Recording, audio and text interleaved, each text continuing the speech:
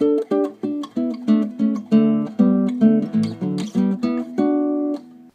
you sent me an article that's discussing diabetes and the role of gut bacteria. Yes, indeed. I actually sent you a couple articles. One I got this morning from, this came out last week. Metformin safe for patients with type 2 diabetes. This was a study that was published in the Journal of Clinical Endocrinology and Metabolism, and it talks about how you can take a metformin safely, air quotes, safely, if you have psoriasis. So anyway, let's talk a little bit about metformin. Metformin is the #1 best-selling drug for treating the number 3 most common cause of death in this country, and that's diabetes. I personally think it's the #1 cause of death because of its association with the first 2 causes of death, cancer and heart disease. So metformin is the #1 drug for treating this disease. It's always in the top 5 best-selling drugs. There's probably 75 million people who are on metformin or prescriptions for metformin every year, 70 to 80 million prescriptions served, as they say. And it's a very common drug. And it's also, as far as drugs go, it's not really, it's not a terrible drug. I say that with some caution because all drugs are pretty bad for you. But as far as drugs go, metformin has so few side effects, dramatic side effects, doctors feel comfortable prescribing it. Nonetheless, that doesn't mean it's not without side effects, particularly digestive side effects. Metformin works, as we talked earlier a moment ago, on the digestive system, on the microbiome specifically. That's one of the places where it works, is on the intestine and on the microbiome. As it turns out, this is one of the major reasons why people get diabetes. This connection between intestinal health and blood sugar health is very, very underappreciated. I've talked about it as my triangle of disease, where the first 2 points in the triangle are the digestive system and the blood sugar system, where messed up digestion leads to messed up blood sugar. But it's only become recently recognized by mainstream medicine that there is an intestinal relationship to diabetes. This relationship can be highlighted by the fact that metformin exerts its glucose stabilizing effects on the intestines. So clearly there's an intestinal relationship to blood sugar problems just by virtue of the fact of the mechanism of metformin. Metformin also works on the liver to suppress its production of glucose, of sugar, to lower liver production of glucose. It does this, of course, not by kindly and gently asking the liver to reduce glucose, but by poisoning an enzyme system that's responsible for the production of blood sugar. This is why I say, when you talk about the safety profile of metformin, yes, it's probably one of the safer drugs to take, but you're still messing up your biochemistry, which can't help but lead to side effects. We'll talk about a couple of these in a minute here. Fact is, what I want people to understand is, even if a drug is benign, the fact that it's working tells you that it's messing up your biochemistry. That's how drugs work. We call these adverse reactions side effects, but they're not side effects. They're effects. Right. It's not like it's a mistake, like it's an accident. That's what a side effect implies. It's, oh, well, we just affected different organs accidentally.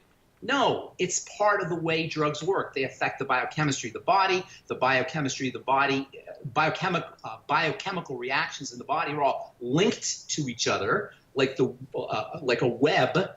You know, if you pull one string of the web, you're going to affect the rest of the web as well. It's, you know, the butterfly effect. So in any case, one of the major problems with, well-recognized problems associated with metformin is vitamin B12 deficiency. And this partially it has to do with the fact that it's messing up the intestine, it's messing up the microbiome, the gut bacteria. If you are on metformin, make sure you're taking vitamin B12 with it. This is a well-recognized nutrient deficiency. And because vitamin B12 is involved in blood sugar control, at least partially, you're actually messing up your natural biochemistry that would help you with the blood sugar control that you're taking the metformin for. So you get this craziness where the drugs negatively affect the body's natural way of taking care of the problem that you're using the drugs for. It's really crazy. This highlights the real lunacy of this pharmacomedical model of treating illness, especially when it comes to diabetes. So anyway, vitamin B12 deficiencies can cause neuropathy. So metformin can actually cause neuropathies, which are typically associated with poor blood sugar control. Nonetheless, despite the fact that there are all of these problems associated with taking drugs, doctors feel comfortable not only using metformin to treat blood sugar problems, but also to treat PCOS, to treat as an anti-aging. This is now a fad, actually, an alternative medicine, not necessarily non-pharmacological medicine, but alternative medical practitioners who are doctors who are prescribing are now using metformin as an anti-aging substance because of metformin's ability to lower blood sugar and help the body utilize blood sugar and the relationship of aging is an anti-aging substance. It's also being used to treat liver disease. This effect on the liver of lowering blood glucose has an effect, a beneficial effect on the liver. So metformin is so benign, relatively benign, that doctors feel comfortable prescribing it. Nonetheless, it is a drug, and it has to be detoxified by the body as a drug. This idea of using prescription medicine and drugs, and by drugs I'm talking about things that are not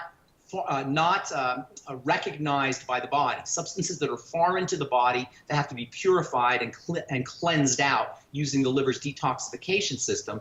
This is the problem with using drugs. No matter how benign they are, they're still costing you nutrition, and they're putting a stress on the body. They're costing you nutrition because the body has to use B vitamins, and it has to use coenzyme Q10, it has to use vitamin E and vitamin C and selenium and sulfur to detoxify these substances. So when you take a drug, you may not know that you're getting side effects. It may seem like you're not getting side effects, but in the long run, because of this nutritional deficiency issue, you could be running into side effects that are not associated. You won't necessarily think are associated with the metformin. You may be getting more cold sores. You may be dealing with osteoporosis. You may be getting more wrinkles because of vitamin C deficiency. You may end up with cardiovascular issues that are not related to the metformin because you have you're affecting vitamin B12 levels, or neuropathies that are not related to that metformin because you're costing yourself B12. So by costing you nutrients both in detoxification and in changes in metabolism, taking drugs can have a negative effect on the body that's not exactly side effects that you might not read in the side effect profile. Now with diabetes, this to me is particular, and messed up blood sugar, this is a particularly egregious strategy for dealing with the problem, taking drugs. Because diabetes is a lifestyle issue. Make no mistake about it. It has to do with lifestyle. So you can control your diabetes simply with lifestyle. You can get off your drugs simply with lifestyle. You can avoid taking drugs simply with lifestyle issues. Let's talk a little bit real quick about diabetes, okay? And I don't even like the term diabetes. I like to say dysglycemia, okay? Dysglycemia means messed up blood sugar. Dys, messed up, gly, sugar, emia, blood. Messed up blood sugar. Dysglycemia can occur way before you're officially pronounced with the designation of being a diabetic. In other words, diabetes is a pronouncement. They call it a diagnosis. You know, you ever hear only doctors can diagnose? I'm not allowed to diagnose. You know, you ever hear that? Right. Because doctors are the only ones who get the right to pronounce you diabetic. But it doesn't matter because you still can have messed up blood sugar long before you've been pronounced diabetics. In fact, the medical model, I don't want to say doctors, but the medical model is so aware of this distinction between having a screwed up metabolism, screwed up biochemistry before you have the pronouncement, that now they've created a pre-pronouncement. They call it pre-diabetes or pre-hypertension. I was reading about pre-acne the other day. So you got these pre-conditions because the medical model is saying, well, yeah, you're right. I guess you have a point. You could be sick before we pronounce you sick. So now we're going to pronounce you pre-sick. Pre-sick, yeah. So we can do the pronouncing. In other words, they want to maintain hegemony over this pronouncement process, like the Queen maintains hegemony over knighting people. And that's how branding, that's how diagnosis is. It's a type of branding. Right. We get branded as a diabetic. But dysglycemia can occur way before diabetes. And most people are going to be dysglycemic. I shouldn't say most adults, and many kids will be dysglycemic just from the standard American lifestyle. So dysglycemia does two major things. Number one, it keeps your blood sugar high. In other words, your body doesn't control sugar as effectively, so blood sugar is high. When blood sugar is high, sugar is very explosive stuff, very damaging stuff. So high blood sugar can react with things. When sugar levels are high in the blood, it can react with proteins in the blood vessels. It can react with proteins that are involved in doing biochemistry, enzyme proteins. It can lead to things like blindness and amputation and inflammation and neuropathy. all because of its effect on blood vessels. This is called glycation, and Glycation. And glycation is such an important marker of poor blood sugar control or dysglycemia that patients will go in to doctors to have their glycation levels checked. They call that a hemoglobin A1C test. And you want to keep your hemoglobin A1C low because the higher it is, the more you're glycating, the more you're sugaring, candying, caramelizing, the more your blood vessels are starting to break down, the more inflammation you have, the more likely you will be to have a toe amputated or a foot amputated or macular degeneration or blindness. These are all problems associated with glycation of blood vessels, glycation of proteins. In the case of the eyes, the lens can glycate, and that can cause cataracts. So this glycation issue, which is a direct result of elevated blood sugar, is the first part of diabetes that needs to be addressed. But the second part of diabetes, which is not really addressed as frequently or not even measured, is insulin resistance. See, as the body becomes attacked with sugar more and more over the course of the years and the decades and over the course of a lifetime, what happens is the body stops listening to insulin. It gets used to so much sugar, so the cells are just become less responsive to insulin. That's called insulin resistance. And the body's main way of dealing with insulin resistance is to increase the insulin. So you get more insulin, but eventually you become resistant to that amount of insulin, so the body raises the insulin more. And this keeps going higher and higher and higher. Now the problem here is, number one, you lose blood sugar control, but number two, insulin itself is problematic because insulin is a growth substance, and when you become resistant to a growth substance, you don't grow and you don't build. It's anti-anabolic. Elevated insulin levels, or insulin resistance, I should say, is anti-building. It's anti-growth. It's pro-aging.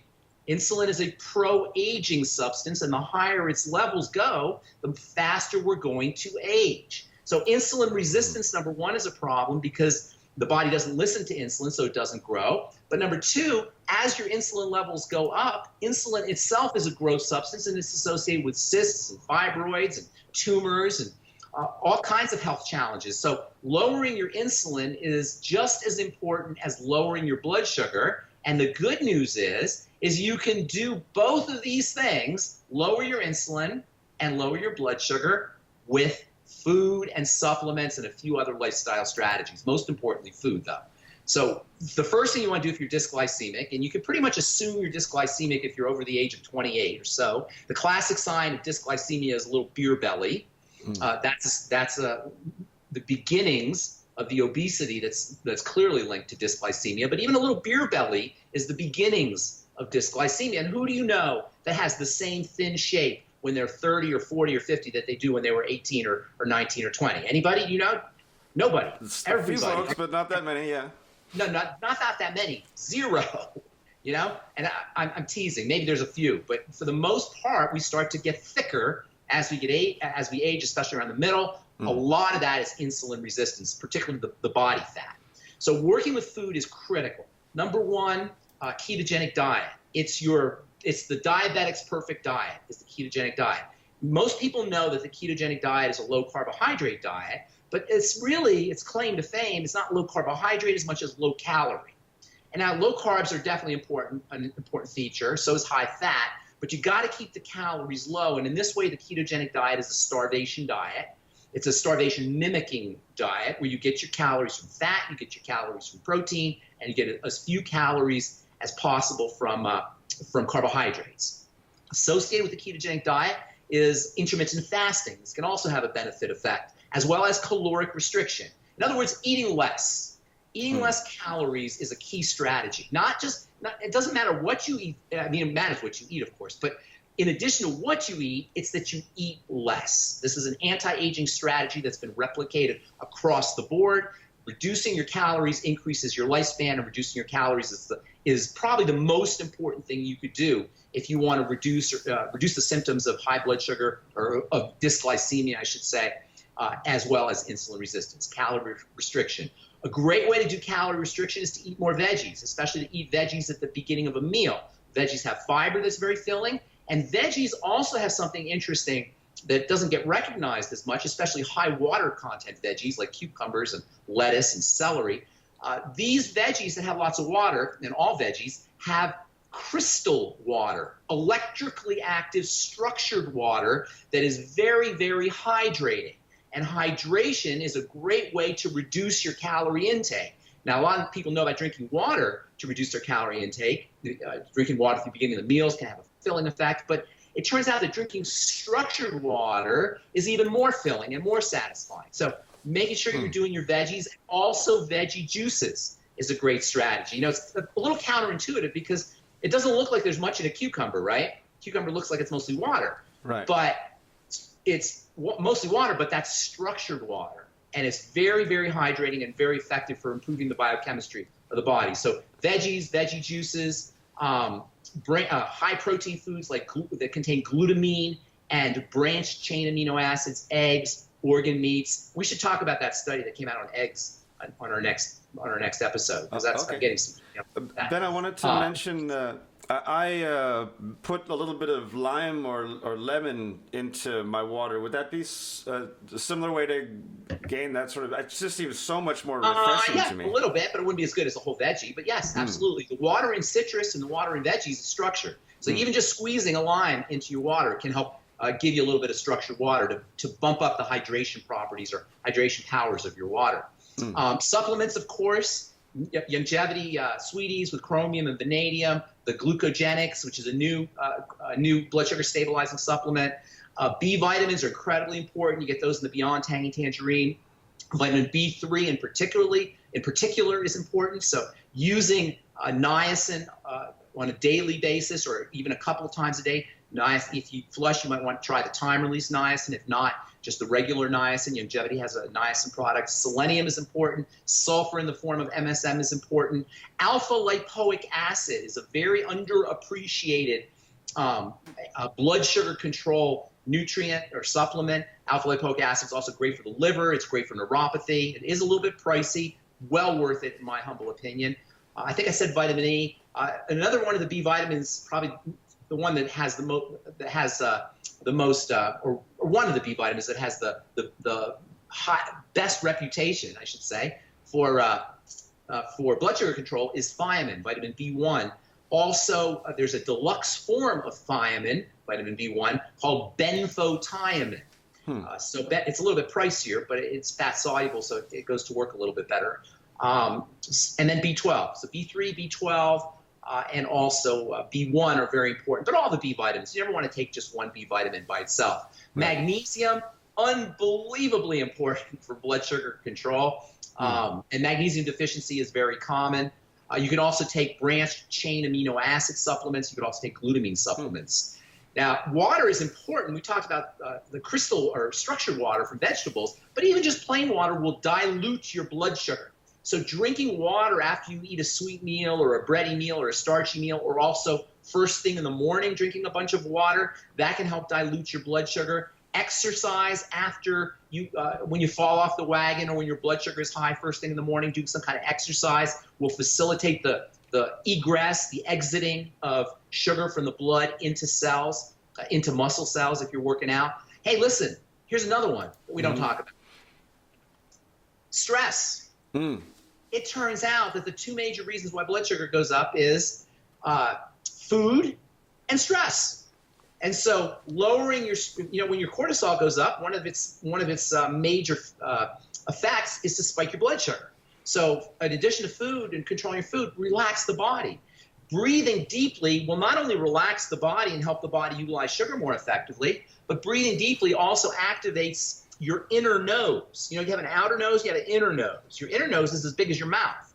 And this is why you always want to breathe through your nose. When you breathe through your nose, you activate the cells in your inner nose that cause nitric oxide to be released. And nitric oxide is a very relaxing and anti-inflammatory effect on the body. So be a nose breather and practice breathing. You should always be a nose breather anyway. But particularly for lowering cortisol and for helping stabilize blood sugar, nose breathing can be very helpful. And meditation. We should do a video on meditation because more and more that's being recognized as a real valid way to treat the body if you're diseased or to prevent disease or anti-age. Just reading an article that came out in the New York Times last week, the headline was, mindfulness meditation, yes, it's a thing. And it says, the whole article is that it's not a fad. It's really medical. And it needs to be recognized as medical. We can talk about that in another video, but for lowering cortisol and having a positive effect on blood sugar, that's a great strategy. And then, of course, we talked about metformin as working partially because of its effect on the intestine. Focus on intestinal health. Diabetes, I've been saying this for years, and more we're recognizing it. Diabetes is an intestinal issue. It has to do with the microbiome, the gut bacteria. It has to do with the processing of energy. Focus on digestive health. Use probiotics, the nightly essence for longevity, digestive enzymes with your meals, lecithin granules, apple cider vinegar. And by the way, apple cider vinegar has its own benefits on helping stabilize blood sugar just by itself. But taken with meals, it can help your body help activate enzymes and help you digest foods. Use more fiber, flaxseed fiber, particularly after you have a sweet meal. That's just where veggies can come in handy too. Vegetable juices or straight veggies, because the fiber can help sweep out the sugar and help the body utilize sugar a little bit more effectively, or eliminate sugar more effectively. And then also there's a couple interesting miscellaneous supplements. One is cannabinoids, THC and CBD. In fact, drug companies are actually researching the power of cannabinoids for diabetes. And that's one of the areas of research for cannabinoid pharmacological research. Drug companies are really fascinated with this cannabinoid molecule because of all the things it does, the cannabinoid family of molecules, because of all the things it does. And one of the most important things it does that's gotten the attention of drug companies is its ability to control blood sugar. So using CBD, the hemp FX, if you're using longevity products, that might be something to think about. And then also, I like DHEA. I don't know if you've heard of that, but DHEA is a building anti-aging substance that also can help the body utilize blood sugar a little bit more, or utilize sugar a little bit more effectively. And DHEA levels tend to drop as we get older. So if you have dysglycemia or messed up blood sugar as you're aging, or if you have insulin resistance, or you're noticing any of the symptoms of insulin resistance, DHEA might be a supplement that you want to take. It's got general building and general anabolic effects. Long story short, metformin is not the most toxic drug that there is, and this is why doctors feel comfortable prescribing it. Nonetheless, it is a drug. It does have side effects. It's not going to ask your body kindly and gently to reduce the sugar. It's going to command it and order it, and the body doesn't like to be commanded and ordered. So you're going to notice you may have side effects. You may have, I should say, adverse reactions that aren't necessarily related to the metformin. They could be related to how the body's handling the metformin, although metformin itself can cause some digestive distress. That's the biggest complaint people have about metformin, is the digestive distress. And while insulin resistance and high blood sugar is definitely a problem, and it happens way before you're pronounced a diabetic. You can be dysglycemic for decades before you're pronounced a diabetic, or you may not even never get pronounced a diabetic, but you could still be dysglycemic. It's a serious health issue, but you don't need metformin. There's wonderful food strategies, supplement strategies, lifestyle strategies that you can use to lower your blood sugar instantly. And I mean instantly, within 1 or 2 days, you can notice a dramatic effect on your blood sugar control, your insulin levels, the markers of these biochemical dysfunctions. Once you get on these lifestyle and supplement programs, I'm talking within 1 or 2 days, you can start to notice an improvement, let alone what you can do in 30 days or 60 days or a year or the rest of your life. Well, it's a global epidemic, from what I understand, and putting all of the various healthcare systems at risk of financial failure. And it's all lifestyle. It's not like a diabetes infection, or there's a diabetes, accident, or you get traumatized and you have diabetes. It is a lifestyle and food issue, and it's all in our control. And I'm not saying that to make anybody feel guilty or feel bad. It's just that this represents an option. These strategies represent options. Well, I hope that the knowledge gets to the hundreds of millions who will greatly benefit from it. And thank you once again, Ben, for thank you. And you know what else? I just realized I forgot to mention zinc. Very, very important for blood sugar control. And zinc and magnesium deficiencies are the two most common mineral deficiencies, and they're both very important. Yeah, my mother would give me zinc when I was coming down with a cold. It's great for colds. It's great for healing. It's great for the skin. It's a sun protector. It's really super, super important. Immune system. It's super important. And, of course, for blood sugar as well.